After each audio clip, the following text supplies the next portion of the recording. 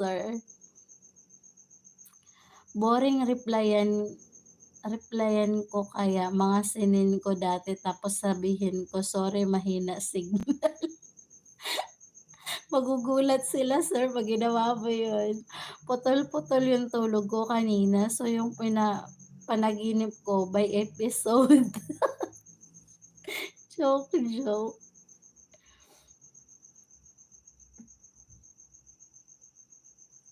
Life update, hindi ko na alam, baka ikaw alam mo. Ayun.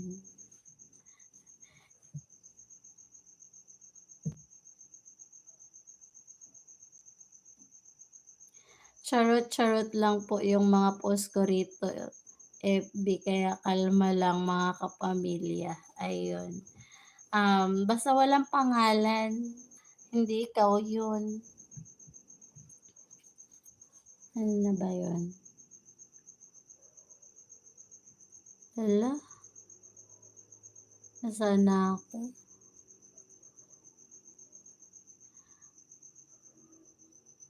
Pa pag-utang, bait, pagsingil, galit, paghanap tago, pagsalubong, liko, kaya bawal ang utang, ayun.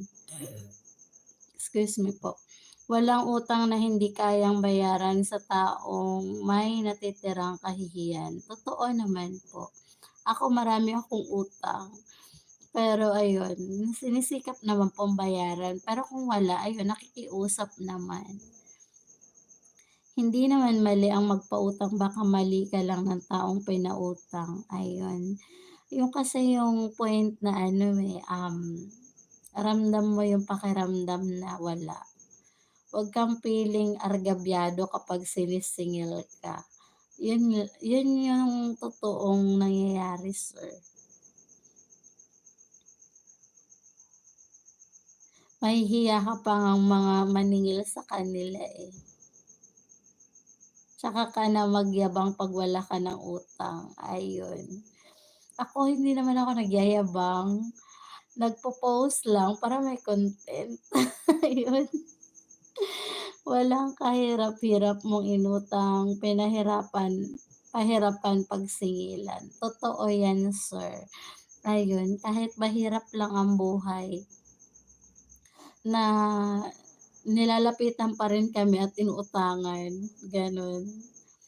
Panis yang feeling blessed mo kapag bigla kitang siningil, ayan. Maraming gano'n, sir. May pang-order ng Shopee, ng Lazada, pero walang pambayad ng utang. Paano nga kita babayaran, wala nga akong pera. Ayun yung laging motto ng mga sinisingil. Wag mong ikahiya ang pagiging raketera kaysa naman feeling mayaman pero baon sa utang, ayun. Kaya ako po pinagmamalaki ko yung online selling ko.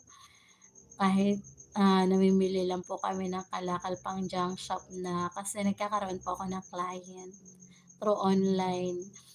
Ang tindahan pera ang puhunan, 'wag niyo naman lagi kunan na walang bayaran, ayan. Kasi babagsak at babagsak talaga ang negosyo 'pag gano'n. Malapit na naman akong kumanta, wala ka pa ring ipon, ayun. Ang aga naman, ano pa lang ngayon, February pa lang. Pero madalas talaga walang naiipon. Ano ang mas masarap, umutang o magpautang? Wala, walang masarap sa parehas mahirap 'yun. Minsan mas nakakahiya pa ang maningil kaysa mangutang. Totoo po. Ayan, tapos na po siya. Natapos na po yung mga quotes, Sir ER Kabayan PWD Vlog. Ayun po yung gusto ko sa channel ni Sir ER Kabayan PWD Vlog. Maraming hugot, ayun. Hugot-hugot here, hugot there, hugot everywhere. Kaya kung gusto niyo po ng mga hugot, ayun, panoorin niyo po yung content ni Sir